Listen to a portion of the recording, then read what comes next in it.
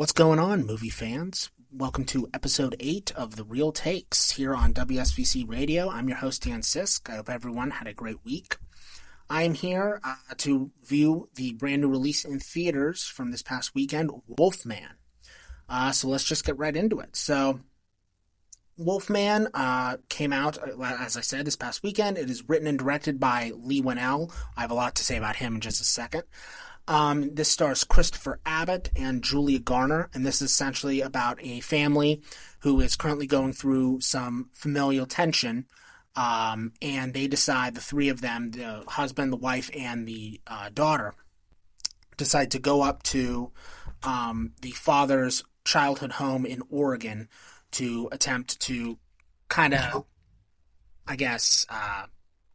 restart their lives to a degree and get a bit of a fresh start. And they discover that something mysterious has been occupying the woods for a substantial portion of the last 30 years.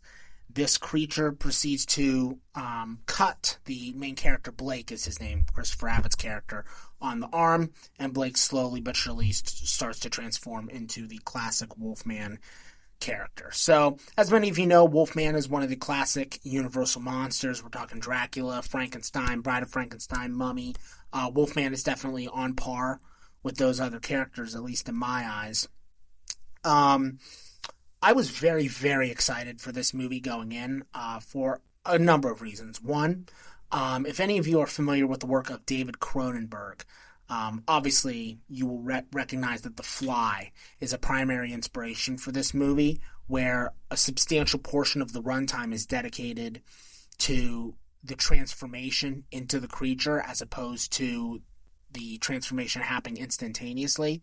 Kind of having this slow burn psychological thriller where the character is slowly but surely devolving into a monster was a really compelling take, I felt, to kind of differentiate this version of Wolfman from other versions.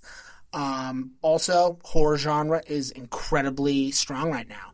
I don't know if you guys were listening a couple weeks ago, but I right before Christmas, I was talking about, when I was reviewing, I believe, Heretic, right?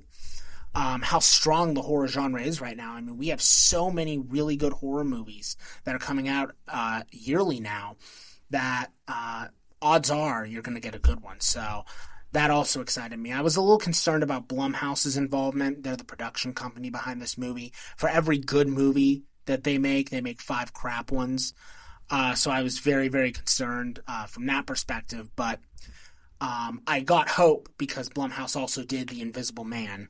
And Invisible Man was also directed by Mr. Leigh Whannell. He was the primary reason I was excited to see this movie. Leigh Whannell directed and wrote 2 movies in recent years. The first one was called Upgrade from 2018.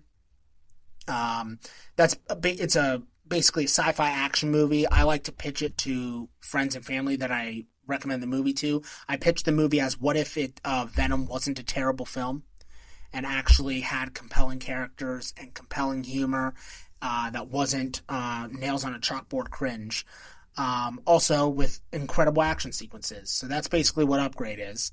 And then he also made The Invisible Man, also produced by Jason Blum over at Blumhouse. And The Invisible Man, I absolutely adored that movie. That was one of the last movies to come out right before COVID happened. So I distinctly remember watching it for that reason. But The Invisible Man was so good. And it took a classic Universal monster, but really did the work to update the story for today.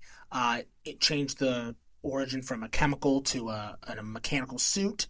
And I just really dug The Invisible Man. I liked it a lot. So I was very excited for the Wolfman movie. Plus, it stars Christopher Abbott and Julia Garner, as I said, and I love both of those actors. Christopher Abbott is a very underrated indie actor. He made a movie called Sanctuary a couple years ago with Margaret Qualley that I loved. And then Julia Garner, for any of you Netflix Ozark fans, if any of you watched Ozark over on Netflix, she obviously played Ruth Langmore on that show, and she was amazing. She won, I believe, 3 Emmys for Best Supporting Actress in a Drama for that character. So I love the cast. I loved the writer-director's last 2 movies.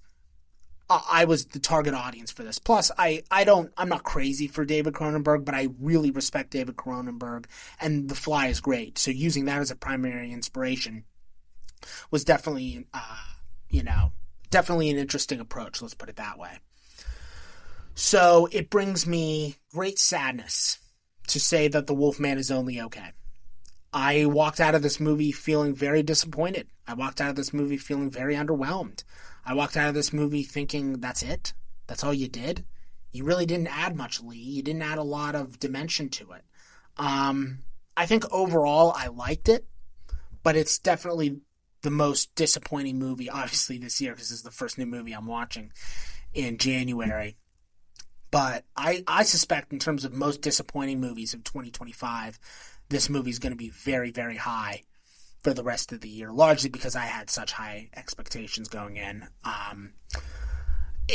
The makeup is a big thing for me. The werewolf makeup in this movie is not particularly great. It's not horrible, but there's like barely any hair. I mean, he looks more like a regular old, he looks like a regular old dude. I mean, he more so than a Universal monster. I mean, it's just not a very scary, terrifying look.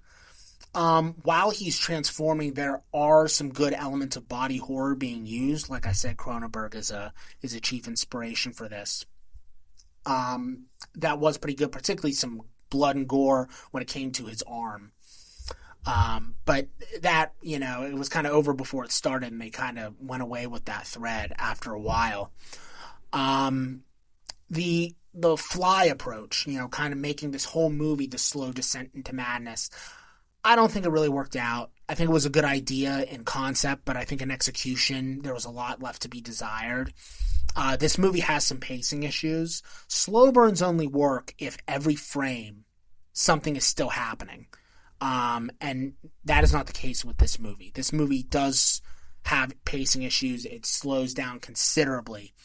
I would say about, this is an hour and 40-minute long movie. I would say at about the 55-minute mark, it really started to slow down and kind of drag its feet as the kind of point of the movie kept getting beaten over your head. And on that note, I'd like to talk about themes. You know what I would compare this movie to? Late-stage M. Night Shyamalan. Now, if any of you are horror fans, which you probably are if you're listening to an episode where I talk about the Wolfman, M. Night Shyamalan was huge for a while. He was making great, great movies. I'm talking Sixth Sense, I'm talking Unbreakable, I'm talking Signs. And then he just kind of, he started making terrible movies after that. The Lady in the Water is unwatchable, The Happening is unwatchable, Last Airbender is unwatchable. And it kind of killed his career, but then he came back with The Visit and Split, two very solid movies that I think everyone pretty much universally enjoyed. But then after that, he started making a lot of movies, specifically 3 of them, that you either loved them or you hated them. I actually didn't love or hate any of these movies. But I appreciated all 3 of them. The 3 I'm talking about are Glass, Split, Glass, Old, and Knock at the Cabin. Excuse me. Glass, Old, and Knock at the Cabin. All 3 of those movies were incredibly flawed. However, M. Night Shyamalan was able to add a layer of thematical relevance to all 3 of those movies, and he really had something to say with all 3 of those movies. On the surface, Old is a very silly movie about a beach that makes everyone age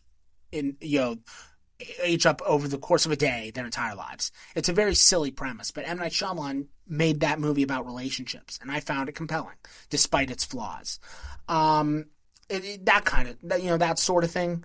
I would compare The Wolfman to those 3 movies, where the themes are interesting. Wolfman's themes are basically about generational trauma. And it's a compelling approach to the material, I feel. However, the execution of those themes on the part of Leigh Whannell is very inconsistent. So if you liked Glass, Old, and Knock at the Cabin for what they were, I think you will enjoy Wolfman for what it is. I was able to find the positives in Wolfman, and for me, the negatives, which there are, they weren't enough to kind of destroy the experience for me.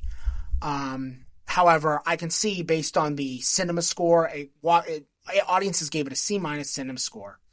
That is horrible. That is a terrible cinema score. Basically, if you guys don't know, cinema score is this polling system where they walk up to random theaters across the country and basically ask the audience what they thought. So it's very difficult to game the score and make it unreliable because it's people who watched the movie and scored it. Anything less than a B plus is considered very poor, and this was a C minus. So this was really, really bad. A really bad audience reaction. And again, I'm not surprised because overall the reactions to Glass, Old, and Knock at the Cabin were very negative. So again, I'm not Wolfman, guys. It's right in line with those three movies. Those are the comps. If you liked those three, you'll like this.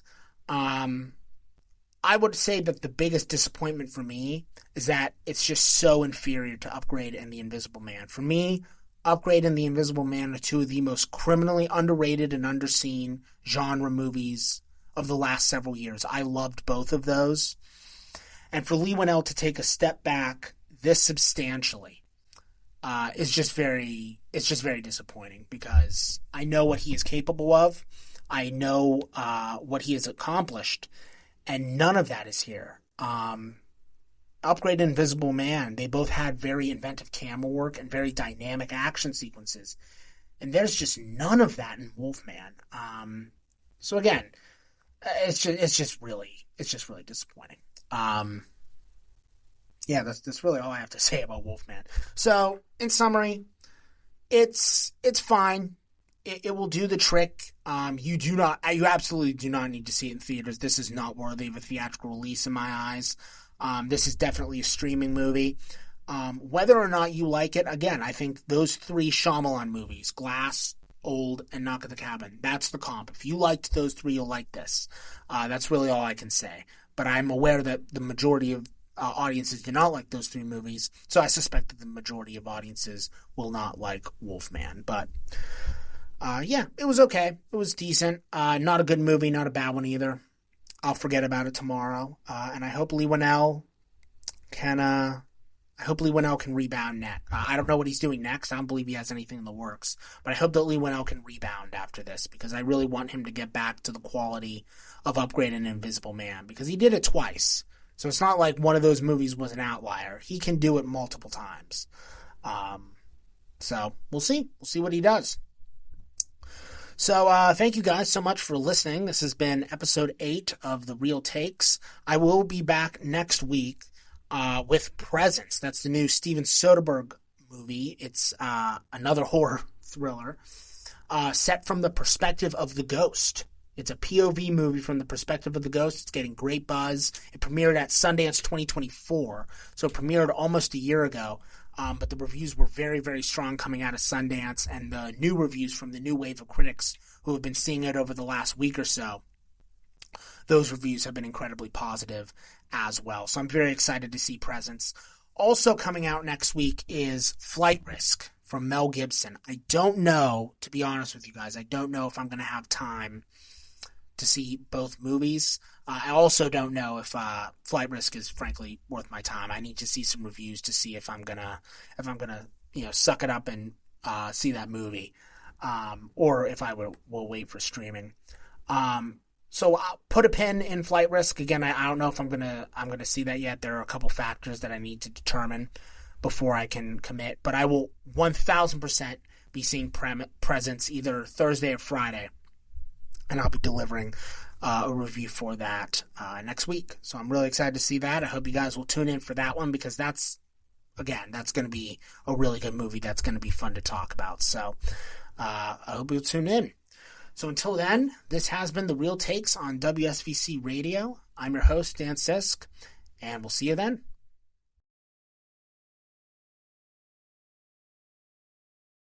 Hey there, listeners. I'm Matt Boyer, station manager of WSVC Radio. If you like what you're listening to, don't forget to like, subscribe, and hit that bell button to be notified with all of our updates. Every day, one of our shows will be releasing a new episode. Stick around and tune in.